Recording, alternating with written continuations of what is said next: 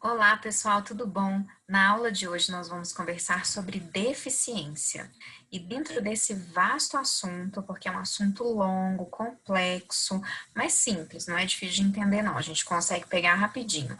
Nós vamos dar uma abordagem sobre gênero, que também é uma variável extremamente fundamental para se entender as relações de deficiência, as relações dos deficientes, as relações de seus cuidadores. Então me acompanhe. A nossa literatura de referência para essa aula é um livro publicado pela antropóloga Débora Diniz, publicado em 2007. Então, ele já tem um certo tempo, mas a literatura que ela traz, né, e a abordagem que ela faz é uma abordagem de alguma forma histórica, que vai nos contar um pouco das transformações em relação ao trato do tema, não só dentro das ciências humanas, mas também né, no embate com as perspectivas biomédicas, e eu acho que as contribuições que esse livro traz, elas são extremamente relevantes, extremamente atuais, apesar dele já, né, não ser tão novo assim. Esse livro foi publicado dentro daquela coletânea Primeiros Passos, né, não dentro, mas como parte de um dos fascículos dessa coletânea, que é uma coletânea para tratar de maneira introdutória de alguns assuntos extremamente relevantes, de interesse social global. E esse livro, ao contrário do que pode ser pensado, ele não é um livro superficial, ele é um livro que vai trazer informações que são chave para o debate sobre a deficiência no Brasil. Por isso que eu selecionei ele tem uma relevância muito importante para a gente até hoje, e a Débora Diniz é uma autora que, com certeza, muitos de vocês já viram, né, nos vários debates relativos ao aborto, em outras controvérsias das mais diversas, porque ela dá aula na Faculdade de Direito da UNB, e é alguém que está bastante presente em movimentos sociais, escutando as vozes, né? É uma feminista, então ela milita pelos direitos humanos, e tem uma abordagem que é bastante cativante nesse livro para tratar de um assunto importante, de um assunto delicado, e ao mesmo tempo que está à nossa volta, muitas vezes sem nos darmos conta, né? Os deficientes no Brasil são quase 20%, mais ou menos 20% da população brasileira, então é um número muito importante, um número representativo, um número expressivo, e o que nós vamos discutir como mensagem principal dessa aula tem como ponto a reflexão, né, nos ajuda a refletir se de fato as condições sociais, as condições estruturais, as condições arquitetônicas de transporte, as condições urbanas e também as condições afetivas, psicológicas que a nossa sociedade propicia em termos de vivência são adequadas para esse grupo. Bom, o livro começa com uma referência a um literato bastante conhecido, que é o Jorge Luiz Borges, que era cego e que falou sobre a cegueira a partir do seu próprio ponto de vista. E o Borges traz né, ele faz uma abordagem muito interessante quando ele trata da cegueira como um estilo de vida, uma das muitas formas de se estar no mundo. A tentativa do Borges era tornar a cegueira, não só a cegueira, mas outras formas de deficiência também, como algo menos anormal, mais corriqueiro, abordando, dando ênfase para o caráter trivial da deficiência. Isso é importante, e a abertura desse livro justamente com esse caso é emblemática em função de até hoje muitos de nós termos bastante dificuldade em lidarmos com a deficiência no seu caráter ordinário, como uma coisa que pode acontecer, que acomete pessoas das mais diversas, que está presente na cena urbana, né? Muitas vezes causa incômodo para alguns, tida como tabu para outros, e esse foi um grande nome da literatura que trouxe um pouco dessa perspectiva de que é possível viver de maneira normal a partir de uma deficiência, né? E a gente vai discutir um pouco ao longo dessa aula esse, né, debate em relação ao tema da normalidade, do que é ser normal. O Borges, né, a partir do Borges, perdão, a Débora Diniz vai nos mostrar que não existe uma sentença biológica de fracasso para quem é deficiente, né? O que acontece, o ponto principal da defesa desse livro, que nós vamos chamar ao longo da aula de modelo social de deficiência, se volta a prestar atenção nos contextos sociais pouco ou nada sensível às diversidades dos estilos de vida. Então, o ponto que nós vamos discutir inúmeras vezes, e é interessante porque esse texto, ele tem uma narrativa cronológica, ele vai nos dar um panorama histórico de como que a deficiência vai sendo pensada sociologicamente, mas também dentro de outros campos, mas o ponto é que vão sendo repetidas algumas mensagens ao longo desse livro, e talvez a mais importante delas é a gente retirar do indivíduo essa condição, não a condição de lesão, não a condição de portar, às vezes, algo que vai fazer com que ele requeira cuidados específicos, mas a responsabilidade por ter uma experiência discriminatória, segregada. Isso estaria relacionado a todos os aspectos sociais da vida coletiva que o cerca. E esse ponto é um ponto de mudança no pensamento, eu vou destrinchá-lo melhor ao longo da apresentação, mas eu queria deixar desde já marcada a importância da gente prestar bastante atenção nisso. Bom, como é que a gente pode entender, então, deficiência ao longo do tempo, né? Como que essa palavra, como que esse processo, como que essa experiência foi sendo transformada, entendida com o passar do tempo. A Débora Diniz vai voltar lá no século XVIII para mostrar que esse termo deficiência, né, a ideia, o pensar sobre alguém que não era conforme a normatividade, vai surgir com a ideia da variação do normal da espécie. Então, a espécie teria algo que se repetiria com uma frequência muito grande, e aquilo que distasse dessa normalidade seria considerado uma variação, e a gente vai ver um modelo sendo construído a partir dessa ideia, né, do diferente, do distinto, daquilo que foge à norma, que seria o modelo médico. Em algumas ocasiões eu vou falar também modelo biomédico, é a mesma coisa, da deficiência. Então, o modelo médico da deficiência, ele vai pensar a deficiência como um fato biológico, a partir da sua característica singular de distar, de se diferenciar dessa normalidade, daquilo que é mais incidente numa população.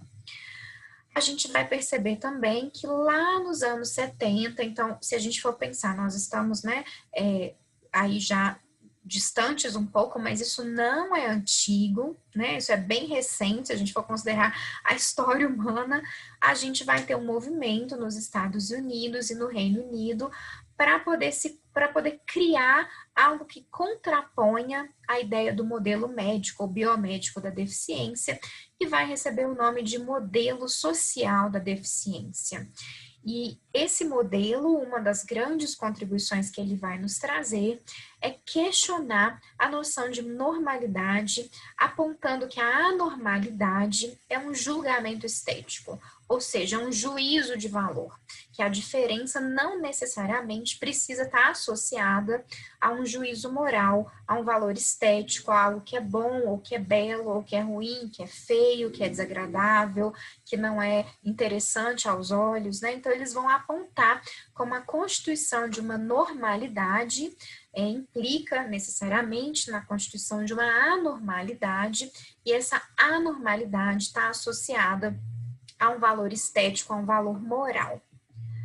Deficiência, portanto, aparece lá na página 9 do nosso livro de referência, sendo definida da seguinte forma: é um conceito complexo que reconhece o corpo com lesão, mas também denuncia a estrutura social que oprime a pessoa deficiente. E ao longo dessa apresentação a gente vai perceber que horas que a ênfase vai ser dada para a lesão e quando ela vai ser posta nessa estrutura que vai permitir, né, que vai fazer, melhor dizendo, melhor do que permitir, que vai fazer, vai propiciar para um corpo deficiente que tenha uma experiência discriminatória, segregada, opressiva, rebaixada.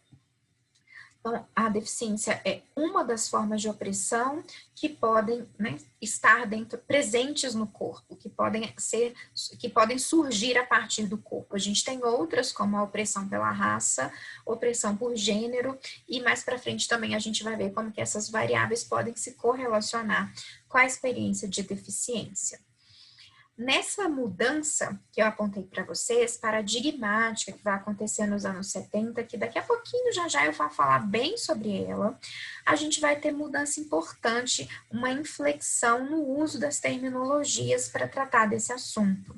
Então, saem de cena os termos como aleijado, manco, retardado, pessoa portadora de necessidades especiais, que já é um termo retrógrado, né? Mas que quem é da minha época vai se lembrar que a gente, né, tem uma certa familiaridade maior com esse termo. Muitas pessoas mais velhas ainda utilizam como, né, sendo uma referência para elas, mas ele não é mais um termo considerado adequado pelo potencial pejorativo que todas essas terminologias vão implicar, e vão entrar em cena outras questões, outras terminologias, outras expressões, palavras, que já vão sintetizar uma reflexão mais aclatada, mais avançada em relação à questão da deficiência, e vão emergir novas categorias, como pessoa deficiente, pessoa com deficiência e deficiente.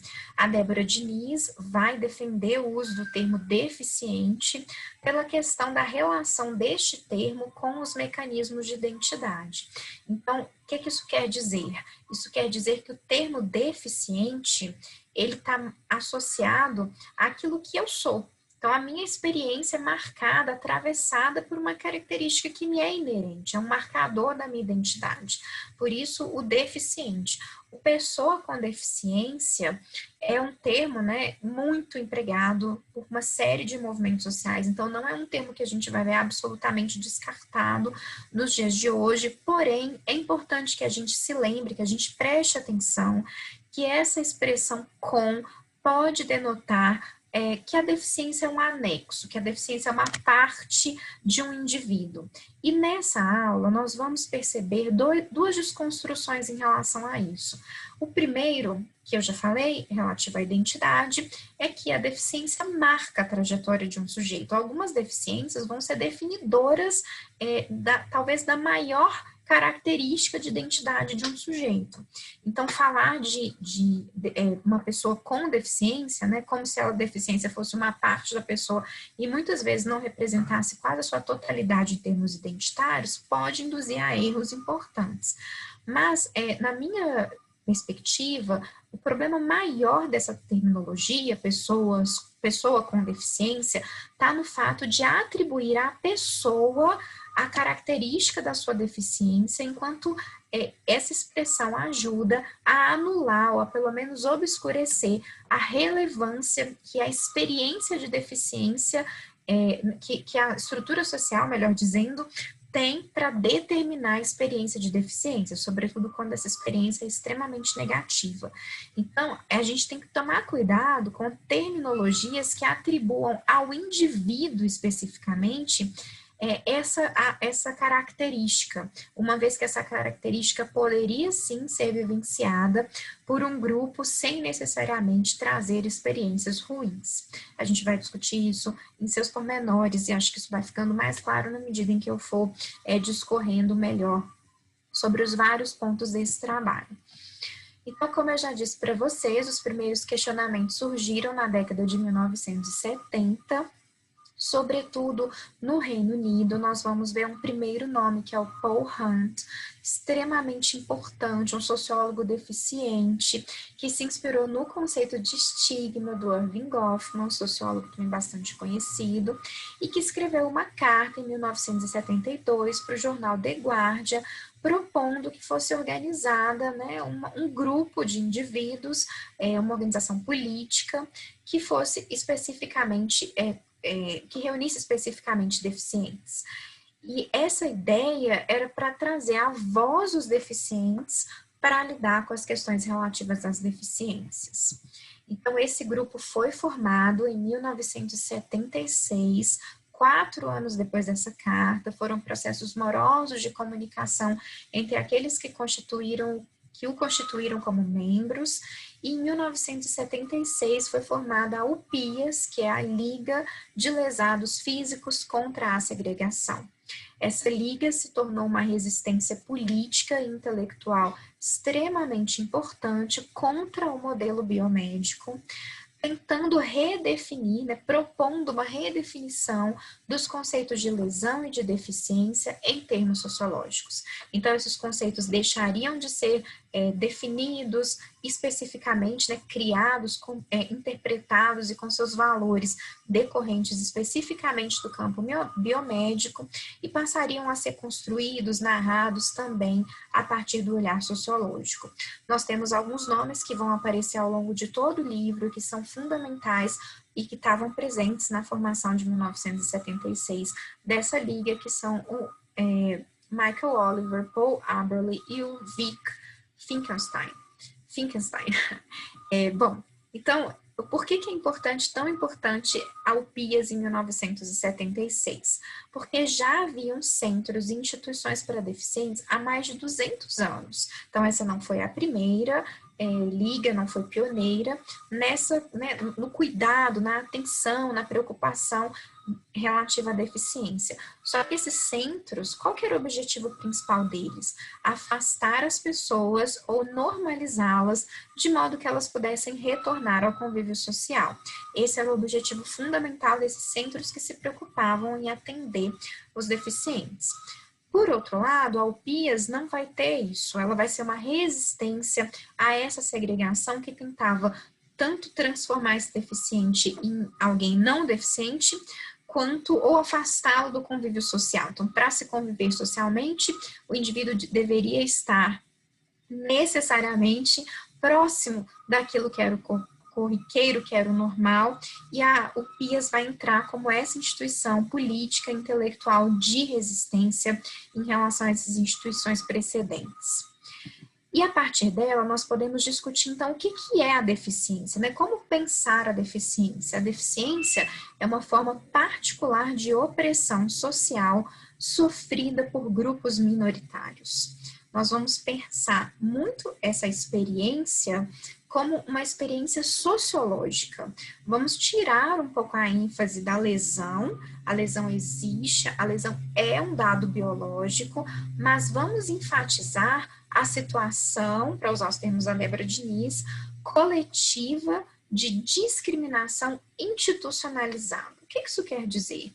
Quer dizer que a lesão existe, mas o modo como a sociedade é sensível ou insensível a essa diversidade de corpos, como que a sociedade direciona políticas para esses grupos, como que os recebe, como que os conecta a outras instâncias da sociedade, isso é que vai importar para a gente caracterizar a experiência da deficiência. E essa é a chave da narrativa do modelo social. O que o modelo social vai fazer é redefinir os conceitos de lesão e deficiência, entendendo lesão como uma ausência parcial ou total de um membro e sem juízo de valor. Então, ter uma lesão não necessariamente implica em nada. É um dado biológico, é um fato. O indivíduo não tem um braço, o indivíduo é surdo, o indivíduo não tem uma perna, o indivíduo é cego, o indivíduo é cadeirante. Isso é uma lesão, isso é uma condição do corpo. O corpo lesionado, ele vai carecer de cuidados médicos específicos, muitas vezes de cuidados médicos de longo prazo. Mas ele é um corpo lesionado. Isso é lesão. Lesão não é deficiência. Deficiência é uma experiência de exclusão e opressão que resulta da relação de um corpo lesionado em contextos sociais e políticos pouco sensíveis à diversidade. Então, ter uma lesão em uma sociedade preparada, em um contexto político, social, ambiental, arquitetônico, preparado, sensível a essas muitas formas de experimentar o mundo, voltando lá no Borges, nesse estilo de vida, sensível aos vários estilos de vida, ter esse corpo lesionado em um contexto desse não é experimentar a deficiência enquanto exclusão e opressão. É experimentar o seu estilo de vida adequado à sociedade. Então, o que o modelo social vai enfatizar de todas as formas é justamente o fato de que ter uma lesão é uma coisa e que outra completamente diferente é que essa lesão seja socialmente lida como objeto de discriminação, de preconceito, de exclusão, de opressão. são coisas diferentes. Então, lesão é o corpo, é aquela diferença, a ausência total ou parcial de um membro, de uma função, de uma capacidade, de uma habilidade, enquanto a experiência da deficiência é uma experiência que resulta desse corpo lesionado, como que esse corpo lesionado se relaciona ou está relacionado aos contextos sociais que ele vai experimentar. Então, quais seriam as principais características do modelo biomédico? No modelo biomédico, a gente vê a lesão como uma tragédia pessoal e desvantagem que causa as opressões e desigualdades experimentadas. Então, qual que é a perspectiva do modelo biomédico? O modelo biomédico vai se centrar no corpo lesionado, e em função da lesão, em função desse corpo, esse corpo é a causa das várias opressões e desigualdades experimentadas, ou seja, um sujeito sem a lesão, um sujeito que atende à normalidade, a norma, ao que é frequente na população, ele não vai experimentar essa opressão e essa desigualdade. O foco é no cuidado com esse corpo para normalizá-lo ao máximo, para transformá-lo, para extrair desse corpo o máximo de sua funcionalidade e transformá-lo no mais próximo possível de um corpo que não tem essa mesma desvantagem, que não tem essa anormalidade. Não enfatiza, no caso do modelo biomédico, as ações políticas, ou seja, não foca direitos, não foca na justiça, não foca nas intervenções do Estado com vistas ao bem-estar daquele corpo deficiente. O foco das várias políticas, enfim, de intervenções estatais diversas, seria de novo, para o que eu falei anteriormente, para normalizar esse corpo, para torná-lo objeto dos cuidados de saúde, especificamente. O que então vai explicar a diferença entre os dois modelos? Como que a gente pode sintetizar a diferença principal entre o modelo biomédico e o modelo social da deficiência? A diferença principal entre essas duas abordagens está no tipo ideal de sujeito produtivo das sociedades capitalistas. Então, a normalidade, a definição do que é normal dentro de uma concepção biomédica, ela tem como raiz, isso não necessariamente é evidente para todos os agentes de saúde, para todos os médicos, para todos os pesquisadores da área biomédica, mas a concepção que está por trás dessa perspectiva do normal e do anormal, daquilo que é frequente incidente, aquilo que é menos frequente, em termos valorativos, é a ideia, a idealização que é feita em torno do sujeito produtivo. Então, nós estamos em uma sociedade capitalista e essa sociedade requer e imprime um parâmetro de produtividade. Ela coloca a necessidade de que aqueles indivíduos sejam o máximo produtivos dentro das suas potencialidades. E esse tipo de produção, a produção capitalista, é o que vai ditar a noção de normalidade. Se o seu corpo é apto para que você trabalhe dentro desse sistema capitalista com o máximo possível de empenho, você é alguém produtivo e, portanto, normal. E se você tem qualquer característica que te retira a perspectiva, a possibilidade de ser produtivo a partir desses critérios, você está fora dessa normalidade.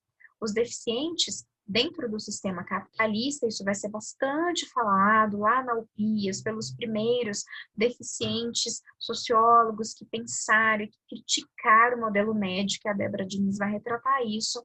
Os deficientes são parte de um exército de reserva do capitalismo e ocupam uma posição inferior dentro desse extrato de classes da sociedade mercantil, liberal, capitalista. Tá certo? Então, de novo, falando um pouco mais sobre essa questão da diferença entre os dois modelos, a gente vai perceber que o que caracteriza a principal distinção para além dessa perspectiva da produtividade, ou seja, é um corolário dessa perspectiva da produtividade, que o modelo social vai fazer, vai operar em relação ao modelo médico, é a inversão de causalidade. Lembra que eu falei agora há pouco que o modelo médico vai atribuir ao corpo lesionado as opressões, discriminações, segregações vividas em função daquela característica que o retira da norma. No caso do modelo social, essa causalidade vai ser invertida. E aí eu vou ler aqui um excerto que está na página 23, que diz assim: para o modelo médico, lesão levava à deficiência. Deficiência no sentido da opressão, da segregação, etc. Para o modelo social, sistemas sociais opressivos levam pessoas com lesões a experimentarem deficiência. E aqui tem uma inversão absoluta e super importante para a gente poder entender o que o modelo social traz realmente de vigoroso e de diferente, que é essa inversão.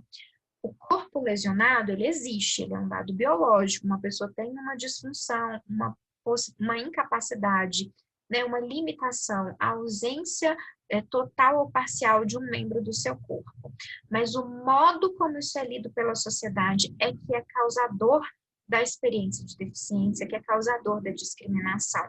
Então, um corpo lesionado numa sociedade cujos sistemas são insensíveis, cujos sistemas são opressivos, é um corpo que vai necessariamente passar pela experiência da deficiência. Então, para o modelo social, não é a lesão que causa a experiência de opressão e de segregação, mas é a própria sociedade que lê o corpo lesionado como aquele que está fora da norma e que, portanto, tem uma qualidade, um valor diferente de um corpo normal.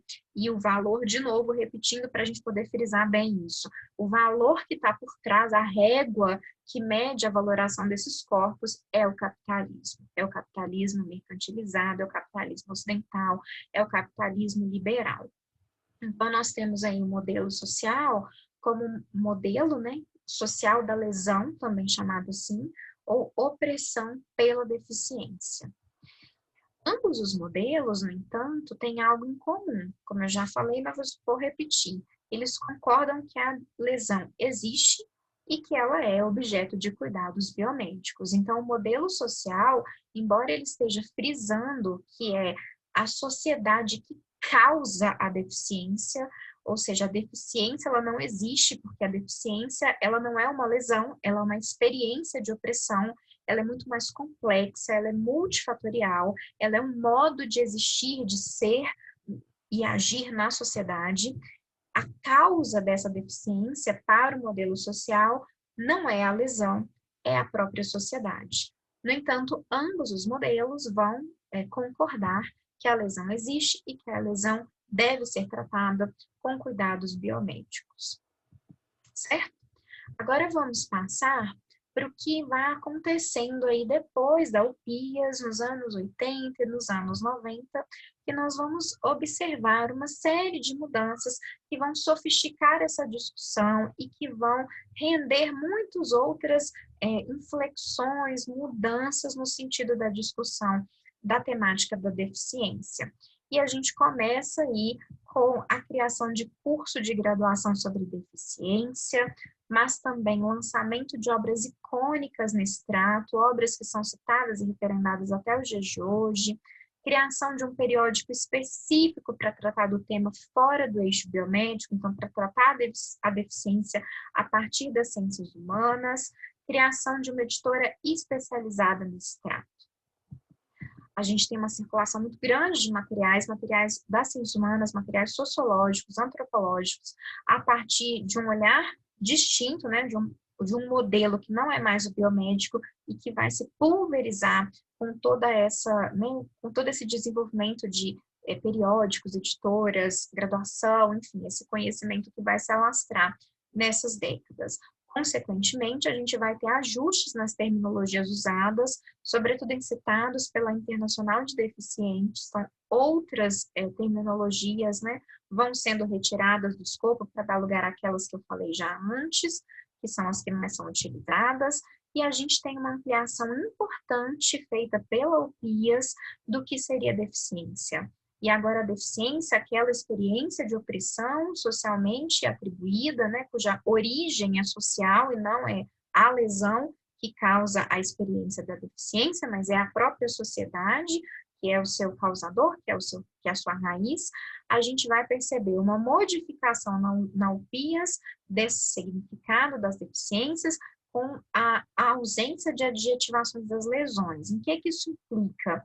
implica em não caracterizar muitas distinções, né, em não heterogeneizar demais esse grupo, para que a comunidade dos deficientes não fosse artificialmente dividida, e aí determinadas políticas beneficiariam um único, exclusivo grupo de deficientes, em detrimento dos vários outros que não seriam incluídos naquelas políticas. Então, também um posicionamento político, um posicionamento estratégico, ao longo dos anos, adotado pela UPIAS, para aquela liga lá dos anos 70, foi ampliar a noção de deficiência para que outros grupos pudessem ser enquadrados e não segmentar essas várias classificações, não moderar por intensidade, não especificar se seria uma deficiência física, intelectual ou de outra ordem, para que pudesse haver mais homogeneização e políticas públicas direcionadas para esse grupo como um todo, né? Então, a força política seria muito mais expressiva.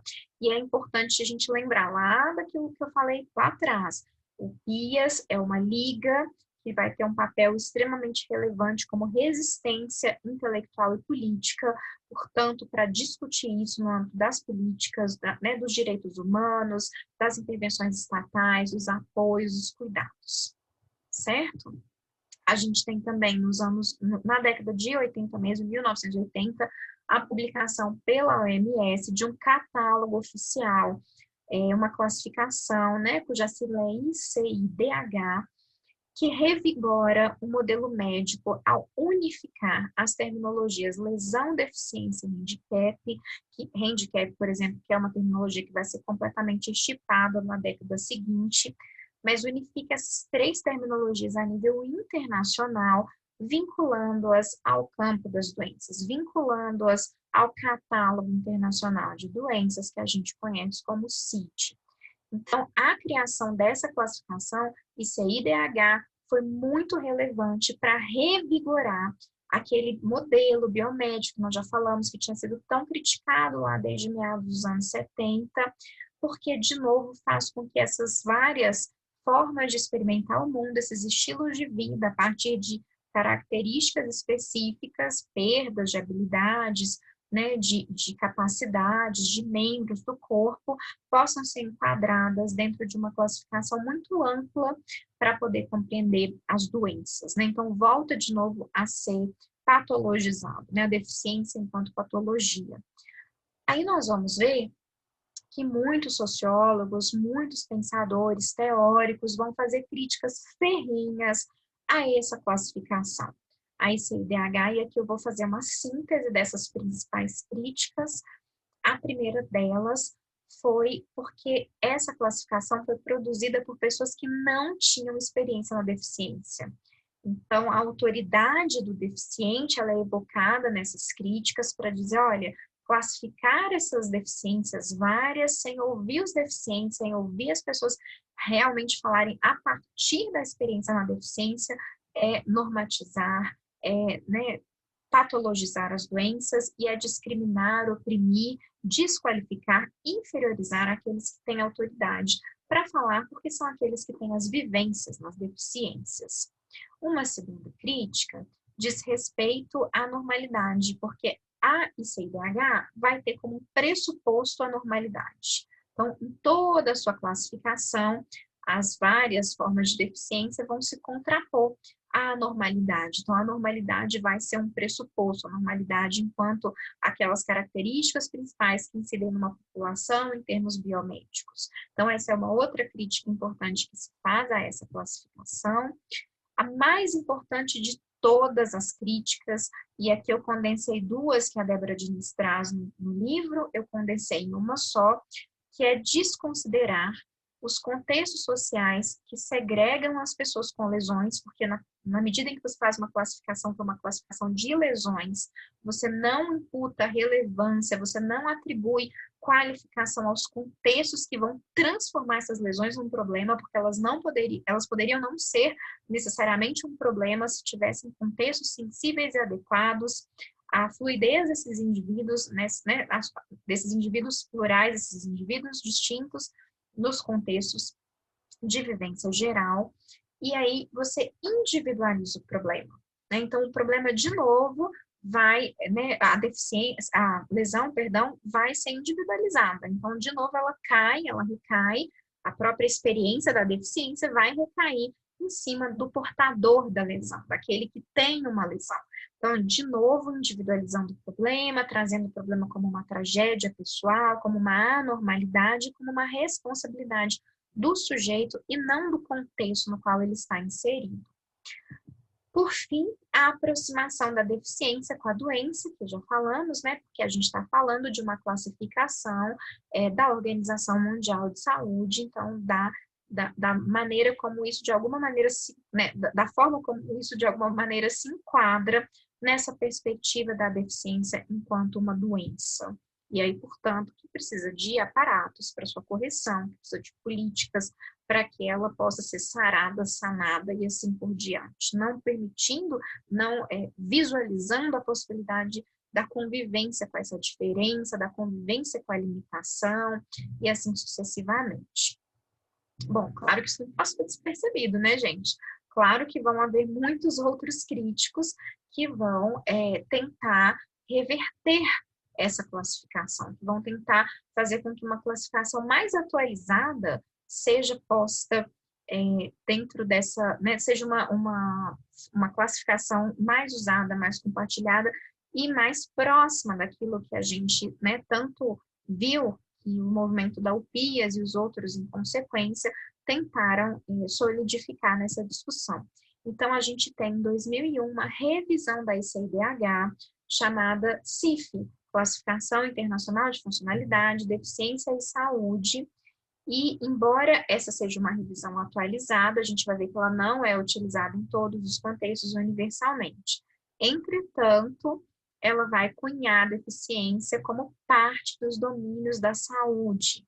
E ao fazer essa inserção de deficiência como parte dos domínios de saúde, ela vai colocar a deficiência, né, contemplar a deficiência, caracterizar a deficiência como parte do corpo do indivíduo e da sociedade.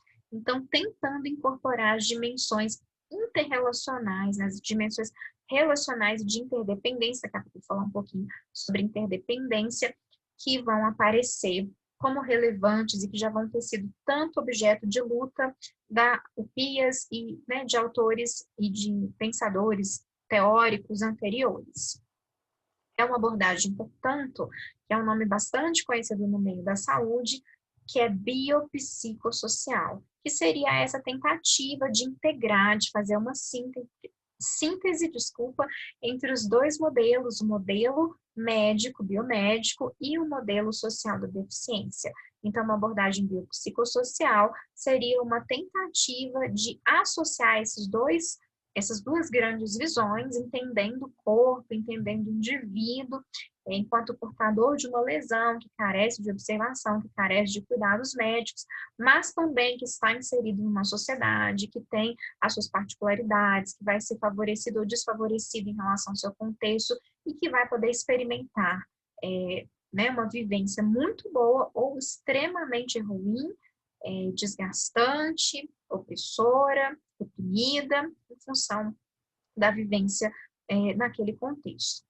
Claro que a gente vai perceber que a deficiência ela vai ser melhor compreendida, mas esse modelo biopsicossocial não é necessariamente um modelo que vai sintetizar tudo que a gente gostaria de sintetizar, né? Não necessariamente essa junção ela vai ser perfeita entre esses dois modelos, né? Vão ter autores, inclusive, que vão dizer que uma abordagem dessa não é possível ser feita. Mas por quê? Porque a deficiência vai passar a ser compreendida como um fenômeno multicausal. Então, que tem causas das mais diversas que não só a lesão, e multidimensional, que também tem essas mesmas, não só causas, mas condições, contextos, políticas, apoios, sistemas diversos que podem agravar, que podem atenuar, que podem fazer com que essa deficiência seja vista na sua distinção, que essa diversidade seja valorizada, louvada, celebrada, e, por outro lado, também podem ter o efeito reverso. Né? Então, a CIF ela vai ajudar, ela vai ser um bom caminho, ela vai ser um passo bastante assim, substantivo para caracterizar essa deficiência, essa experiência, relacionando pessoas, ambientes, sociabilidades, que era algo que tinha ficado completamente de fora da ICIDH, tinha apenas um anexo para tratar de uma abordagem mais social da deficiência. Então, a CIF consegue trazer essa multidimensionalidade, multicausalidade, relacionando não só a lesão, né, e o corpo do indivíduo, mas a maneira como ele se relaciona com outras pessoas, como ele é assistido e como ele interage nos contextos que o cercam. Que tipo de contextos são esses, né? Já falei que ela não é usada de maneira universal, então vamos passar para a segunda geração do modelo social de deficiência. A gente viu lá no PIAS, 1976, a primeira geração desse modelo, com o Paul Hunt e outros autores, e agora a gente passa para uma segunda geração, para uma segunda leva de críticos, de deficientes que vão problematizar e vão continuar tentando fazer com que esse modelo e a crítica em relação ao modelo médico continue sendo perpetuada. E aqui nós vamos entrar com a crítica feminista, aqui nós vamos abordar um pouco a dimensão de gênero, e aqui a gente vai falar das feministas de uma forma geral, generalizada, mas é importante eu esclarecer para vocês que o grupo de feministas é um grupo muito, muito diverso, heterogêneo, então essa forma de falar, né, crítica feminista, nem é a melhor maneira, mas aqui eu estou me referindo especificamente ao grupo de mulheres deficientes e de mulheres cuidadoras de deficientes, que nós vamos ver daqui a pouquinho, que vão fazer críticas em relação ao modelo médico, críticas dessa ordem, da ordem do modelo social, e que vão, inclusive, criticar o próprio modelo social, tentando aprimorar, aumentar a reflexão em relação ao ser deficiente no mundo e a existência da experiência deficiente, né? Então, essas feministas, elas vão enfatizar as perspectivas de gênero, falar sobre a subjetividade, ou seja, sobre a dor dos indivíduos, como que isso é variável, e as experiências de cuidado. E aqui, eu quero lembrar para vocês que lá no texto, a Débora Diniz nos mostra que a UPIAS foi formada por homens brancos, por homens de elite, e ainda que deficientes, homens que tinham uma vivência privilegiada. Aqui, a crítica feminista está chamando atenção também para que gênero é uma variável bastante importante para mudar a nossa perspectiva da vivência da deficiência, né? Então, vivenciar deficiência para homem e para mulher pode ser, sim, muito diferente, assim como né, o grau de deficiência, que tipo de lesão, qual que é a dor que aquele indivíduo sente, se ele vai ter condições de reabilitação ou se ele vai ser um indivíduo que vai ter permanente necessidade de muitos cuidados, né? Uma coisa que eu esqueci de mencionar, mas gostaria de dizer também, é que uma das críticas que a gente vai perceber aqui nos modelos, no modelo, principalmente no modelo social em relação ao modelo médico, aí a gente vai falar deles daqui a pouco, eu vou colocar uma outra feminista aqui na jogada que vai enfatizar isso. Mas todos os indivíduos vão precisar de cuidado, né? Cuidado é algo que vai ser destinado a todos. Mas o indivíduo com deficiência, ele precisa ser entendido na sua diversidade, na sua pluralidade. E é para isso que a crítica feminista chama atenção quando a gente fala de subjetividade e de dor. Porque alguns indivíduos vão ter condições de recobrar-se, né, em termos físicos, mentais, enfim, da sua deficiência, e outros não vão ter e vão precisar desses cuidados contínuos.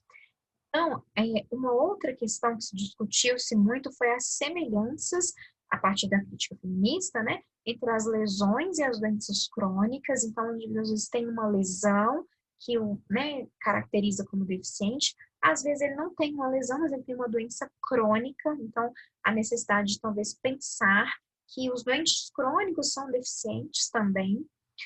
A relação disso com o envelhecimento, porque o envelhecimento é uma outra forma de experimentar ou doenças crônicas ou muitas vezes deficiências, e a relação entre as lesões não aparentes e lesões aparentes, né? A necessidade de incluir dentro do grupo de deficientes aqueles que não possuem lesões aparentes, e a convergência entre as variáveis de desigualdade. E aí, quando a gente fala sobre isso, eu quero dizer que nós vamos ter uma certa, muitas vezes, sobreposição de condições que vão fazer com que essa deficiência seja experimentada de modo muito mais distinto se nós estivermos falando de uma convergência de outras opressões, né? de outras desigualdades. Então, as mulheres já sofrem desigualdades por serem mulheres, então uma mulher deficiente vai ser deficiente e mulher, ela pode ser uma mulher deficiente negra, então ela vai sofrer também opressão por raça, ela pode ser uma mulher deficiente, negra e lésbica, então ela também vai sofrer, pode, né, vir a sofrer discriminações homofóbicas e assim por diante. Então a gente tem muitas vezes que entender que a deficiência, né, a experiência de deficiência, ela está entrecruzada por outras variáveis, isso é uma abordagem que geralmente recebe o nome de interseccional, mostrando que muitas vezes essas desigualdades estão associadas em determinados grupos a várias outras desigualdades que a elas se sobrepõem, se misturam, né? E refletem uma condição ainda mais delicada e sensível daquele indivíduo. Aí, a Débora Diniz também vai chamar a atenção para o que ela denomina, né, de igualdade na interdependência, que seria uma outra crítica das feministas nessa segunda geração do modelo social da deficiência. E o que significa essa igualdade na interdependência? É a crítica de que não houve uma revisão substantiva, nem mesmo por parte da primeira geração do modelo social, quanto aos valores morais esperados para os homens produtivos. Então, mesmo que lá atrás, né, o materialismo histórico, o marxismo, tenha sido quadro de referência para essas primeiras críticas, ainda assim, com o passar do tempo, não houve uma revisão muito brusca em relação ao valor principal da produtividade. Então, a gente ainda está em sociedades as mais diversas, né, se a gente for pensar no capitalismo ocidental, e vão valorizar a produtividade, que vão valorizar a autonomia do sujeito, a independência. O indivíduo é medido por sua capacidade. Tem muita capacidade, alguém a quem se atribui valor. Não tem capacidade, alguém a quem não se atribui valor. E esse é um ponto muito importante que as feministas vão recuperar para discutir dentro do modelo social. Um outro aspecto diz respeito ao fato de alguns deficientes jamais terem independência ou capacidade de trabalho. E esse é um ponto importante, porque foi negligenciado pela primeira fase do modelo social da deficiência, que não prestou atenção, não problematizou, não trouxe à cena do seu debate o fato de que alguns deficientes vão precisar permanentemente de assistência médica e não vão ter nenhuma capacidade produtiva, uma capacidade produtiva muito, muito baixa. E eles também fazem parte do grupo de deficientes.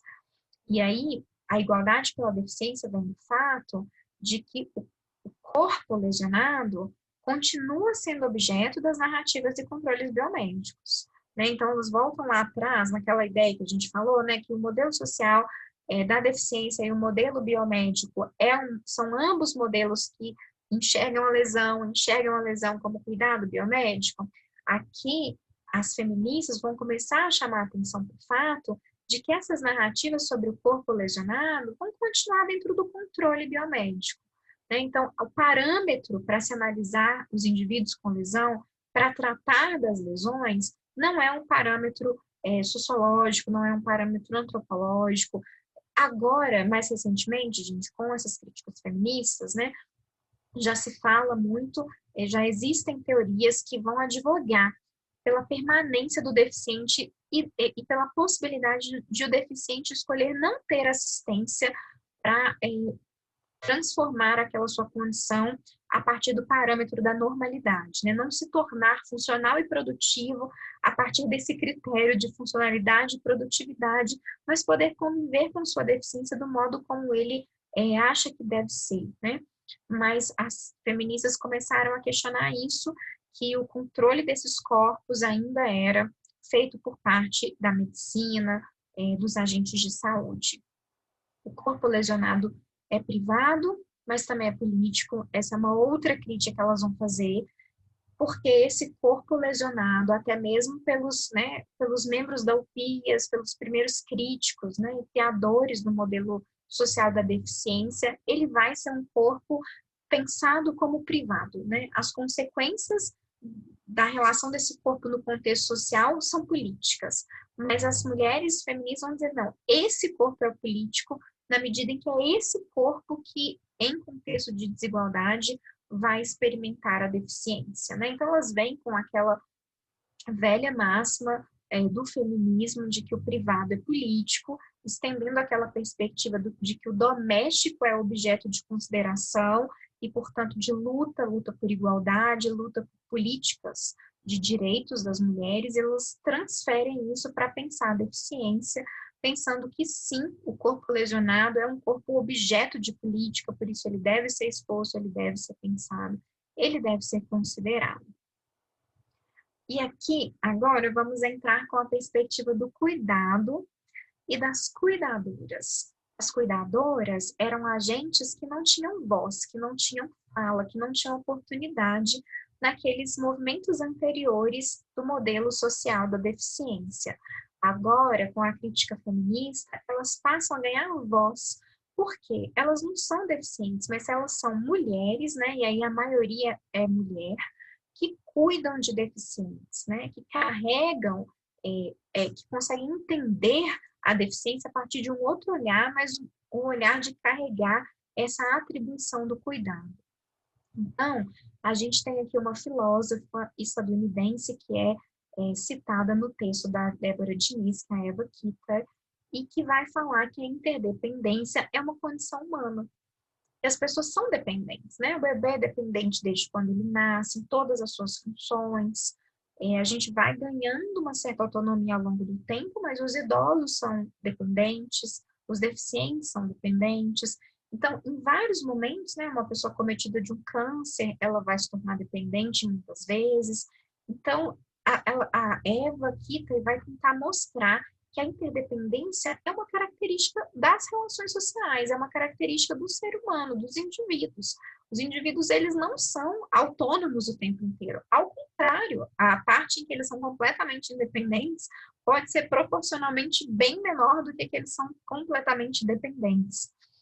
E aí, chamando atenção para isso, vai haver um apelo por parte dessas feministas por justiça, por mostrar que o cuidado é uma necessidade de muitos deficientes, o cuidado contínuo, como nós já mencionamos, e que esse cuidado precisa ser assegurado pelo Estado, pelas políticas públicas, pelos direitos humanos, né?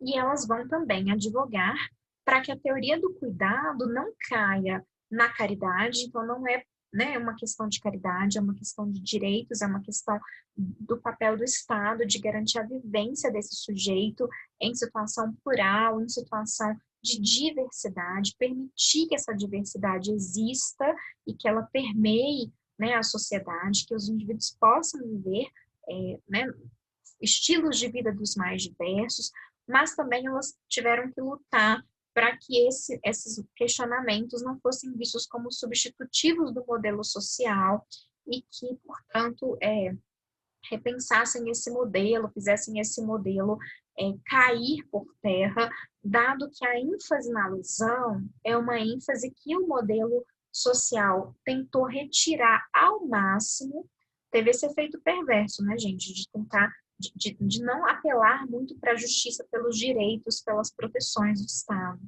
Mas, por outro lado, teve o grande ganho de pensar nos contextos que proporcionam a experiência de opressão e não no corpo como aquele que experimenta a opressão. Então, os teóricos da primeira geração do modelo social da deficiência, discutindo com as feministas, vão entrar num embate para que essas críticas não coloquem de novo a lesão no centro do debate e aí permitam com que o modelo médico tome as rédeas e, de fato, orientem a experiência desses sujeitos.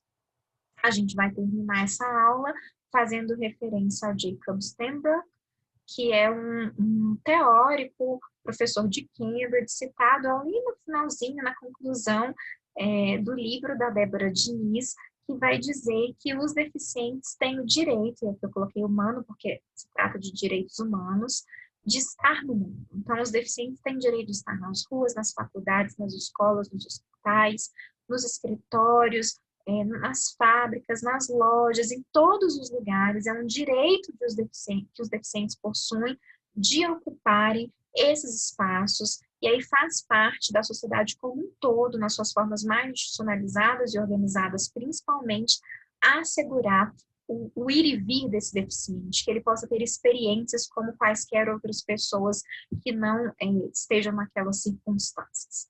E ela termina, e aí já não é uma frase deste autor, mas ela termina, a Débora Diniz, né, dizendo que ser idoso pode implicar experimentar o corpo deficiente. A gente está com uma população cada vez maior de idosos no Brasil e também com condições cada vez menos favoráveis para esse trânsito livre desses indivíduos. Então, é uma questão para a gente colocar aí né, em consideração, em reflexão.